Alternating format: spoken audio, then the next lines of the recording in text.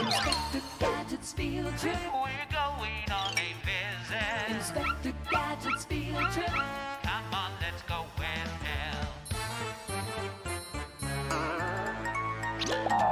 Inspector Gadget's field trip. What's that, you ask? What is it? Inspector Gadget's field trip. Well, no one wants to miss it.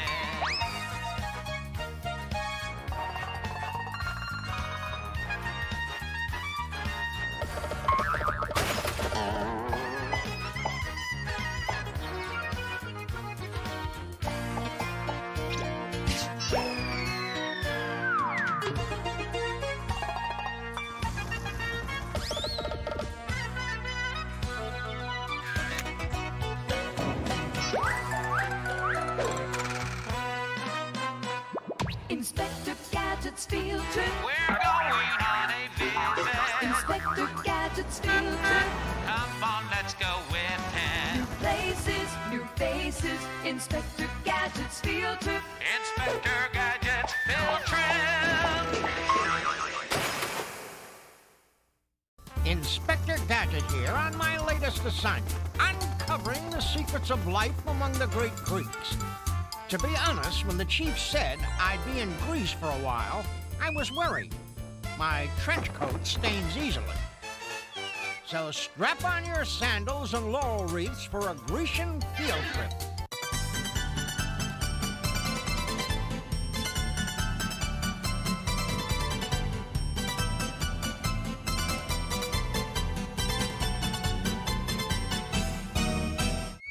Where is Greece? Go, go, Gadget, glow!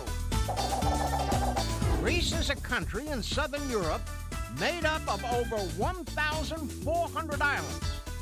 Imagine, that's 400 more islands than the salad dressing. Athens is the capital of Greece. Athens was home to one of man's earliest civilizations. Doesn't look too civilized to me. This place is in ruins. The ancient Greeks built their finest monuments here, high atop the Acropolis. No wonder these buildings look like they need a rest. They've been standing for over 2,000 years. And boy, are their feet tired. Acropolis means uppermost city. They called it that because it's high up. This fortress was a safe place where the Greeks kept things worth defending, like treasures and statues that would later lose their wings and heads. The Athens Acropolis, aside from being a nifty spot for an impromptu game of hide and seek, is most famous for being the home of the Parthenon, the temple of Athena Nike. The Raytheon and Propylia each are impressive ancient monuments and all make excellent spelling bee questions. The people of ancient Greece believed that the gods and goddesses lived up here in the clouds and watched over the mortals' daily life. It was kind of like television for the gods. The Parthenon is a classic example of Doric architecture. Simple columns based on strict mathematical rules. The influence of Greek architecture can still be seen today in buildings all around the world, such as London's Buckingham Palace and the White House in Washington, D.C. Would you believe the Temple of Athena Nike was named after the goddess of fine footwear? Actually, it was named after the goddess of war and wisdom, Athena, who was also responsible for protecting the Acropolis. Another Acropolis monument, the Raytheon, celebrates the spot where Athena and Poseidon, god of the sea, battled over who would reign over the Acropolis. Guess who won? Athena. But she was so soaked her hair didn't hold a curl for 600 years. The building was named after the snake-bodied god Eretheus. Needless to say, he didn't get too many dates. These 6 graceful maidens supporting the porch are called the caryatides. They look like they have a lot on their minds, which is unusual, because most of these statues have rocks on their heads. Wowzers, look at the time. Walking these ruins sure hasn't ruined my appetite. Let's go to the marketplace and grab some Greek grub. The Greek gods tell me it's this way. Wowzers, business is terrible. Doesn't look like we'll get a pita sandwich here. Back in the old days, this marketplace was called the Agora. It's where the people of Athens would gather for all their activities. Wait, I'm getting a top-secret message from the chief. The Agora was once an important meeting place. Stop. Not anymore. Stop. Head north to shop and eat and don't stop. Go, go, Gadget Copter! Just as I suspected, the modern-day Athens flea market where fleas and Athenians come to meet, greet, and eat. Time for an Inspector Gadget field trip fact. The surfaces of the Parthenon were intentionally built with a slight angle. That's because straight lines look bent when viewed from a distance. The Greeks figured out that curved lines would look straight from afar. So if you want to look straight, curve your back. If you want to look curved, straighten up. Welcome back to our field trip through Greece. Hope you wore your hip boots. My Gadget map tells me that even though there are more than 1,400 islands in Greece, people live on only about 160 of them. Go, go, Gadget Copter! Would you believe for centuries the sea has been a major part of Grecian life? The Greeks became top-notch shipbuilders and got around in boats like these. Only theirs moved and weren't just pictures. Today, locals and tourists alike island hop on ferries like these. The Greeks have so much water, this boat needs a pool to hold some of it. And if you don't like the ferry, you can hitch a ride on a Blue Dolphin. Not that one. This Blue Dolphin is a hydroport, a faster ferry that travels on top of the water between islands. 5 of the most visited islands in Greece are Mykonos, Paros, Naxos, Ios, and Amorgos. That's a lot of oses. First stop, Mykonos. Mykonos is possibly the best known of all the Greek islands. Its semicircular harbor, whitewashed houses, and picturesque windmills have drawn more tourists than any other island. I never knew buildings could draw. Greek beaches attract windsurfers from all over the world. There are thousands of beaches on the islands, and they offer something for everyone, if you like sand. On Ios, the beach is the place to meet and greet, to see and be seen. Or if you like your privacy, how about a stretch of sand all to yourself? At Kolumbifres Beach, on the island of Paros, you can even swim alongside giant rock formations. The rock formations are notoriously slow swimmers. You'll never know who you'll meet on the beach, but your best friend will be your sunscreen. When the sun goes down, the visitors invade the narrow streets in search of food, fun, dance, and that donkey from the beach. While the tourists whoop it up, the locals scoop it up with fish nets. The harbor of Nassau on Paros is home to a typical Greek fishing village. Where there's a typical Greek fishing village, there's a typical Greek cat waiting to make fish head souvlakis. Greek fishermen use boats called trehondiri that have a rounded bow and stern. Many catch their fish with nets called kauteri, which they drop down to the seafloor to trap small tuna and bonito. They've been doing it this way for thousands of years, and the fish still haven't caught on. Just off the tip of Paros is the smaller island of Ondiparos, known for its dark, eerie stalactite caves.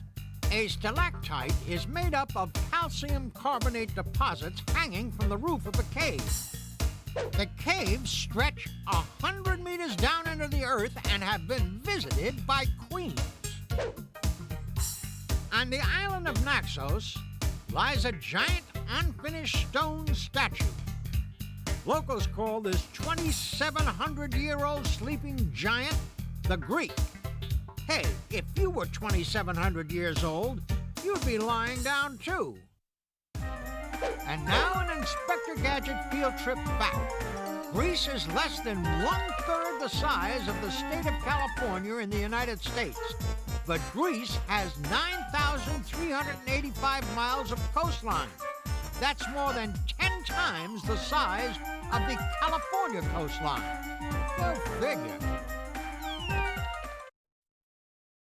Inspector Gadget here, back on our adventure through Greece. Looks like our captain is ready to hoist the sail, trim the mast, shiver the timbers, and pipe up to the poop deck. Which means he's leaving. And without me. Wait up! Next stop, Amorgos. Amorgos is less visited than the other Greek islands, probably because it's so far east. In the coastal harbor town of Egala, you can unwind and wet your whistle at one of the many outdoor tavernas.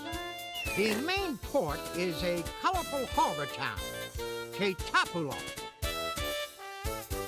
Ketapoulos still relies on the traditional mode of island transportation. No, not blue dolphins, donkeys. The jewel of Amorgos is the breathtaking monastery.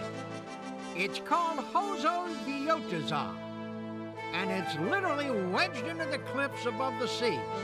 The locals call it the Eagle's Nest.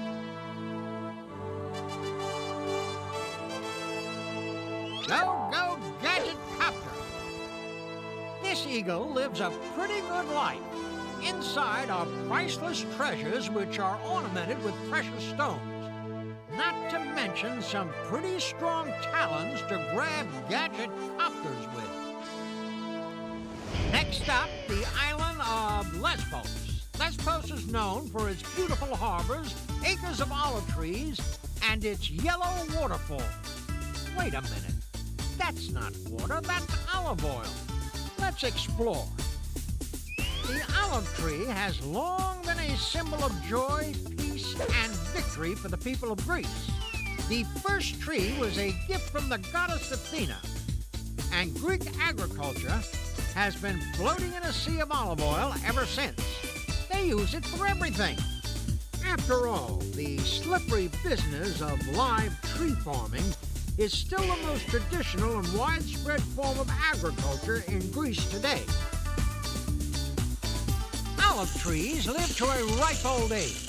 This olive tree, standing near a road called the Sacred Way, is said to be over 2,000 years old. But it could be lying about its age. But with my keen detective sense, I can usually root out the liars. I'm no sap. On average, modern Greece produces more than 250,000 tons of olive oil a year. But just on the island of Lesbos, there are over 11 million olive trees. Today, special machines are also used to tickle the branches so they won't break. Large nets are placed underneath to collect the olives. The process is quicker and more enjoyable than smacking the tree. For the tree, that is. After collection, the olives are put in canvas sacks so they can breathe. Their life may be the pits, but olives are living organisms.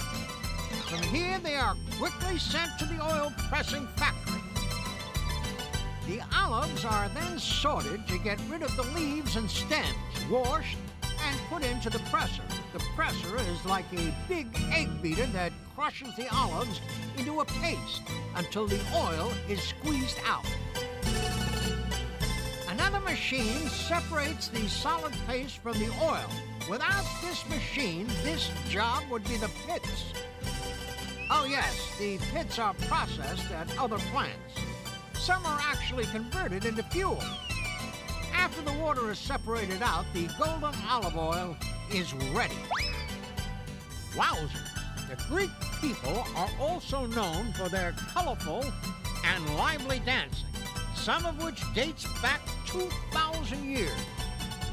Three popular Greek dances are the Zambekiko, or the drunk sailor's dance, the Sirto, or circle dance, and the Tamiko, where men can show off in the middle of the circle.